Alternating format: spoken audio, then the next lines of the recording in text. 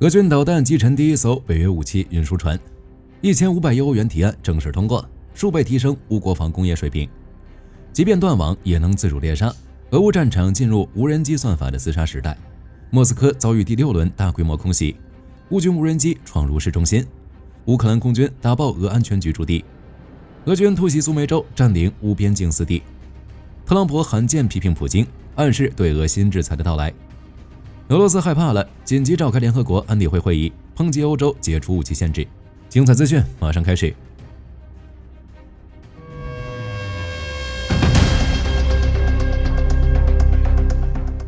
这是不同寻常的一天，俄军导弹击沉了俄乌战争以来第一艘北约武器运输船。据俄罗斯国防部报道，5月23日，俄军发射伊斯坎德尔 M 战术弹道导弹，首次对动态海上目标实施精准打击，击沉了一艘向乌克兰敖德萨港运输军用物资的集装箱运输船，并连带打击了港口内的集装箱仓库，导致码头发生了2次爆炸，引发大火。在俄方声明中，虽未指明被攻击船只的具体身份，但据透露，该船运载着约100个装有军事货物的集装箱，其中包括无人机和弹药。随后，乌克兰官方证实了此次袭击。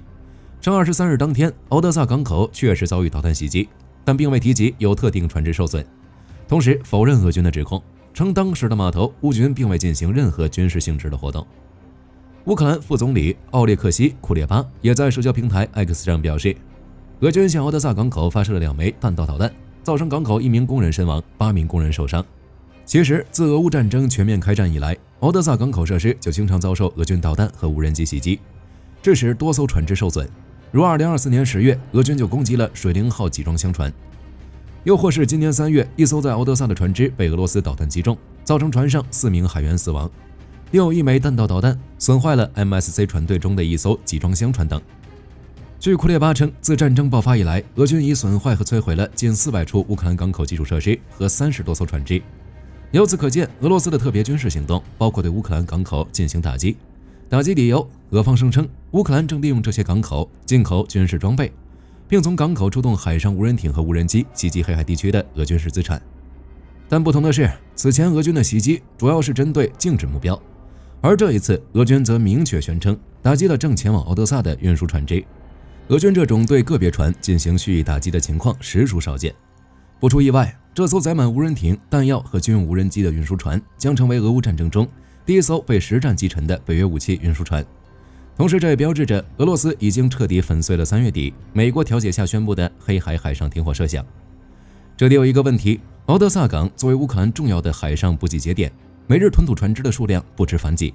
俄军为什么能做到单点爆破命中目标呢？这个答案或许藏在北约自己身上。俄军事部门直接指出，此次袭击之所以命中率如此高，得益于准确的情报来源，暗示北约或乌克兰方面严重存在的信息泄露问题，就是不知道这里面有多少成分是在挑拨关系。美国军事观察则报道称，俄军之所以能打出前所未有的高精度，是因为俄罗斯在硬件打击手段上和战场信息整合与目标识别上有了质的突破。称伊斯坎德尔 M 导弹已被俄军视为战术打击核心。当然，弹道导弹反舰并非俄罗斯首创。2022年3月，乌军就曾使用苏制原点 U 导弹击中了俄军在比尔江斯克港停靠的萨拉托夫号登陆舰，并造成该舰受损，油罐起火，弹药库爆炸。尽管原点 U 是一枚上世纪导弹，且是非专用反舰型号，但在配备集束弹头后，对岸内目标的打击效果仍十分惊人。只是乌军的袭击攻击的是静止的停泊目标，而俄军本次则是对动态航行目标实施了精准命中打击。这说明俄军打得准，可能不再是偶然和撞大运，而是其拥有了一套集导引、追踪、打击的闭环系统。俄军弹道导弹作战逻辑可能有所升级。更重要的是，俄罗斯还直言不讳地表示，反舰功能已融入伊斯坎德尔 M 导弹的技术升级序列中，虽然只是在原有硬件上稍作修改，但实战证明其对海上高价值目标具备现实威慑力。看到俄罗斯这样的声明，谁最坐立不安呢？首当其冲的是美国。在海上，没谁的价值高过航母，而航母的数量没谁高过美国。可能航母自己都从未想过，自己就这么水灵灵地暴露在了弹道导弹面前。相比一艘老旧的1171型登陆舰，美国航母体型更大，目标清晰，价值也更高。若俄罗斯反舰打击能力今后能成规模可持续，那么将对美国海军在全球的存在构成致命性威胁。其次才是北约和乌克兰，对他们而言，俄军伊斯坎德尔导弹的反舰打击代表着俄军技术的升级，给其带来了一种前所未有的压迫。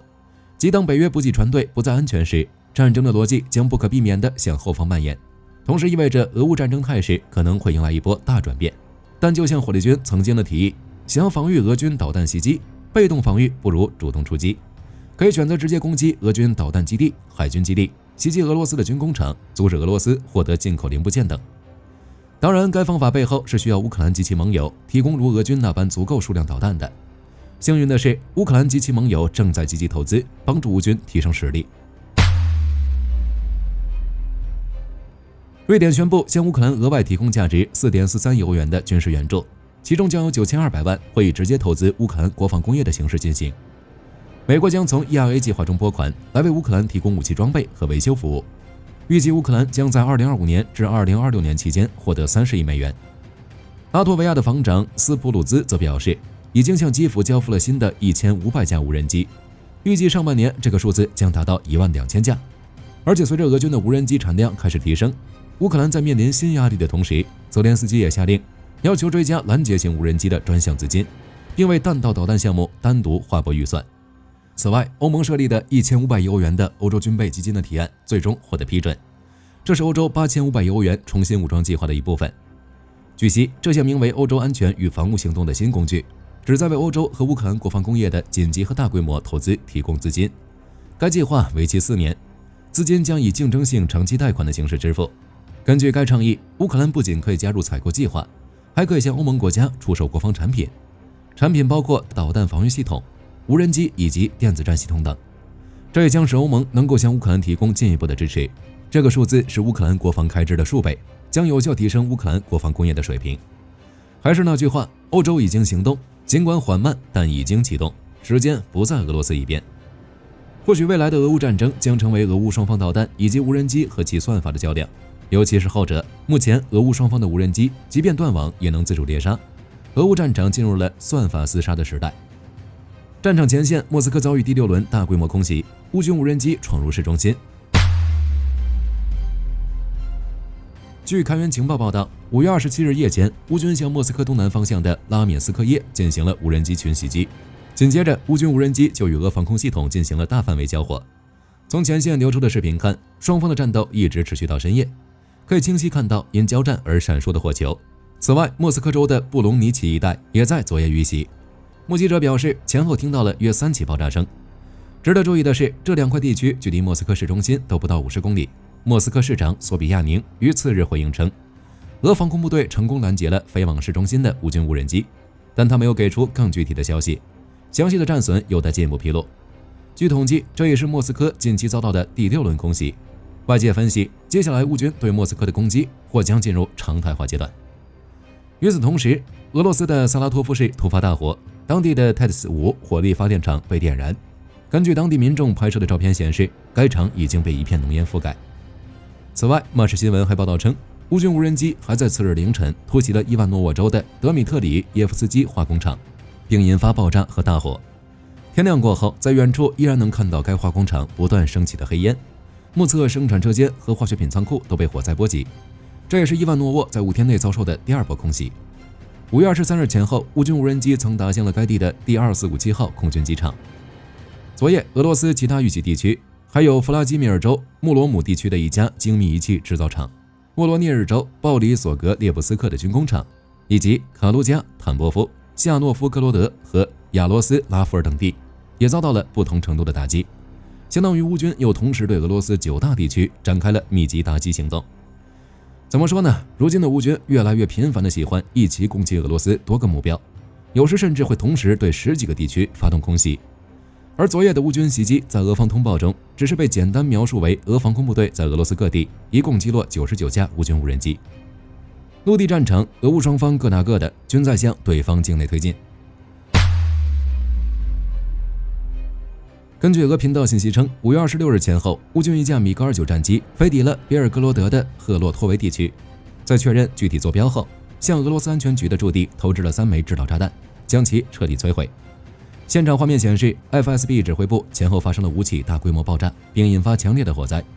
这是比尔格罗德24小时内第2次遭到乌克兰空军的重击。不久前，另一架米格29还打掉了科金卡方向的俄军指挥部。库尔斯克方向，俄博主称，乌军试图从别兹萨利夫卡反击库尔斯克州，但遭到了俄军第92工兵团和第56空降师的阻击，战斗仍在进行中。但无论如何，俄罗斯边境的战斗正越发激烈，乌军也在空中火力的支援下继续向前推进。现在，无论是比尔格罗德还是库尔斯克，他们都还保有一定的军事存在。苏梅方向，乌军苏梅州军政首长奥列格·赫里霍罗夫表示，俄军向苏梅州发起突袭，一度攻入并占领了当地4个定居点，他们分别是诺文克、巴斯夫卡、维谢利夫卡和朱拉夫卡4个乌克兰边境城镇。乌总参谋部随后发布报告证实了此事，没有选择隐瞒。他们表示，村庄的居民已提前进行了撤离，没有造成人员伤亡。同时称，乌克兰前线部队正在重新控制局势，对俄军进行了反击。目前战斗还没有完全结束。哈尔科夫方向，战争研究所27日报告说，俄军正持续向沃夫昌斯克发起攻势。目前乌军第57旅正在当地全力阻击俄军，并未让其取得突破。南部战场，乌军的反击没有停下脚步。不久前，乌军的飞沙海军陆战队在战斗中成功摧毁了赫尔松俄军的一个据点，收复了数块阵地。而乌军的无人机部队则不断在前线搜寻，并打击俄军的关键设备，包括防空系统与雷达装置等。与此同时，在克里米亚一带，乌军也在向俄罗斯军港发起突袭。据悉，乌军的一支无人艇编队成功穿过塔尔汉库特半岛，打向塞瓦斯托波尔港口，随后和俄军展开了激烈交火。目前详细的战况还不明朗。总之，随着夏季的到来，俄军的疯狂进攻还将加大，乌东战场的乌军将面临不小的压力。战场之外，特朗普罕见批评了普京，暗示有新制裁到来。受俄军近期持续升级的攻击行动影响，美国总统特朗普5月27日直接对普京喊话，告诫他不要玩火，暗示制裁可能很快来临。其原话是：普京没搞清楚，如果不是因为我，俄罗斯早就出大事了。我说的是真的大麻烦，他在玩火。特朗普这样的警告性言论引起了克里姆林宫的反应。俄总统发言人佩斯科夫表示，这是一个关键时刻，这当然与每个人的情绪超负荷和情绪反应有关。其意思不言而喻，说特朗普是在情绪化，当不得真。要知道，近期的特朗普一直敦促俄乌双方在梵蒂冈进行停火协议谈判，但俄罗斯一边谈一边升级袭击水平。于是，据 CNN 报道，特朗普可能会在未来几天对俄罗斯实施新制裁，以回应俄罗斯对乌克兰的远程导弹和无人机攻击。此外，和谈有了进一步推进。5月27日，特朗普的乌克兰问题特使凯洛格表示，美国已收到基辅提出的结束战争的条件清单，目前正等待莫斯科的回应。凯洛格称，此前俄罗斯表示他们将提出一份所谓的备忘录，因此一旦美国收到这2份文件，就会将它们融合在一起，来促成俄乌和谈。凯洛格还表示，有必要继续向俄罗斯施加压力，迫使其进行谈判。至于此次和谈的地点，凯洛格透露称，乌克兰希望在梵蒂冈举行会谈，但俄罗斯拒绝了。目前，日内瓦可能会成为普京、泽连斯基和特朗普的下一个会谈地点。5月26日晚间，德国总理梅尔茨表示，北约交付的武器不再有射程限制，可以用于打击俄罗斯全境的军事目标。对此，俄罗斯也急了。5月27日就紧急召开联合国安理会会议，声称欧洲阻碍了乌克兰和平的到来。俄罗斯驻联合国副大使波利安斯基对欧洲展开抨击，称正是欧洲的行动阻碍了问题的解决。俄总统新闻发言人佩斯科夫表示，欧洲授予乌克兰使用远程导弹袭击俄罗斯的权利，违背了我们对政治解决的愿望，这是危险的。俄外交部发言人扎哈罗娃也直言不讳地说，德国解除对乌克兰使用德国武器的限制是在自掘坟墓，此举不会改变特别军事行动的进程。俄外长拉夫罗夫更是愤怒表示，有理由相信德国早已秘密决定允许乌克兰对俄罗斯领土进行远程打击。可以看出，俄罗斯很愤怒，不仅仅是因为金牛座导弹威胁更大，更重要的是解除限制是德国、欧洲态度和决心的体现。俄罗斯害怕了。有一件事令火力军很无语，俄罗斯在抨击欧洲的同时，其仍在继续对乌克兰进行大规模空袭。结合上述发言，也就是说，俄罗斯的逻辑就是只要欧洲不向乌克兰提供援助，乌克兰早就投降了，战争也早就结束了。而且佩斯科夫还指责乌军无人机袭击莫斯科的行动违背了和平的愿望，导致局势升级。但佩斯科夫却丝毫不谈论俄罗斯大规模袭击乌克兰。啥意思呀？合着乌克兰只能挨打，不能还手呗？那么面对俄罗斯的再次威胁和疯狂抨击，欧洲、乌克兰会退缩吗？就火力军个人而言，他们是不会退缩的。欧洲，尤其是波兰和波罗的海三国，好不容易看到了打败俄罗斯的机会，自然要全力以赴。至于金牛座导弹问题，乌克兰一旦得到金牛座导弹，就可以打击俄高价值目标，如靠近乌克兰边境的38个俄空军基地、新罗西斯克的俄罗斯舰艇、大型铁路桥梁、重要后勤补给线等等。而像莫斯科这种城市都是次要目标，其中一个重要原因是金牛座导弹射程在500到550公里，而乌克兰边境距离莫斯科最近的直线距离是453公里，打击莫斯科的成功概率太低，而且乌军战机无法飞到边境进行投弹，只能远距离高空投弹，这将使战机面临被击落的风险。另外，打击莫斯科象征意义更大，并有惹怒俄军不顾一切进行战斗的风险，并不划算。当然，克什大桥虽然仍是乌军获得金牛座导弹后的首要袭击目标，但在俄罗斯不通过该大桥运输装备和补给后，军事意义已经微乎其微。不过考虑到能提升乌军士气，又不会彻底激怒俄军，乌军最终应该还是会选择先摧毁这里。只是这个难度还是有点大。其一是因为要摧毁克什大桥，初步估计需要发射至少36枚导弹，才能命中目标10次，才有可能完全将其摧毁。而据 Clash Report 报道，德国预计将提供100至150枚金牛座导弹，这一下消耗1/3，有些太心疼了。其二是乌克兰要发射金牛座导弹，需要对苏24或 F-16进行改装，再加上训练，时间可能会有些久。所以乌克兰一旦拿到金牛座导弹，若仍以克什大桥为目标，最大可能就是用苏24发射金牛座，将大桥摧毁。但若不是以克什大桥为目标，那乌军将优先打击俄重要军事目标、补给线等，来创造最有价值的战场回报。随着无人系统的兴起，英国陆军决定进行地面作战理论变革，即打破过往对重型装甲的依赖，转而采用灵活以无人机为中心的部队结构。原则上仅有 20% 为传统载台，如挑战者3和自走炮系统， 40% 为一次性巡导弹药和自杀无人机的快速针对性打击，最后 40% 为可重复使用高端无人机，用于情报、监视、侦察和精确打击。泰晤士报指出，俄乌战争已明确显示，前线10至30公里将完全处于无人机的监视和火力下，传统装甲常常暴露在外，无法发挥作用。因此，英军将借助 MQ9 等重复使用系统和自杀攻击无人机等消耗品，将重装备远离部署于前线，并进行深入且持续的打击，同时最大限度降低人员风险。与其他北约盟国理论相比，英国的这种转变是大胆的。虽然一些国家正在试验无人机和巡飞弹药，但很少有国家将 80% 的无人作战比例制度化。美国正通过其复制者和下一代指挥控制计划寻求类似的目标，但短期仍倾向传统结构。法国和德国则继续优先考虑常规载具，如 MG-CS 战车或重型机械化旅。报道分析认为，战略面上，英国将自己定位为北约内自主战略的领导者，向对手和盟友发出信号，表明英国正在适应高科技冲突的现实。但从军事角度来看，该理论强化了分布式杀伤和战场透明性，同时减少后勤负担。它符合当前军事效能与军事规模脱钩的趋势，强调精准度、弹性和速度。而对国防工业而言，其效果是立竿见影的，对重型装甲和传统战场系统的需求将会下降，或至少变得更具选择性，并仅限于二线部队和突破行动。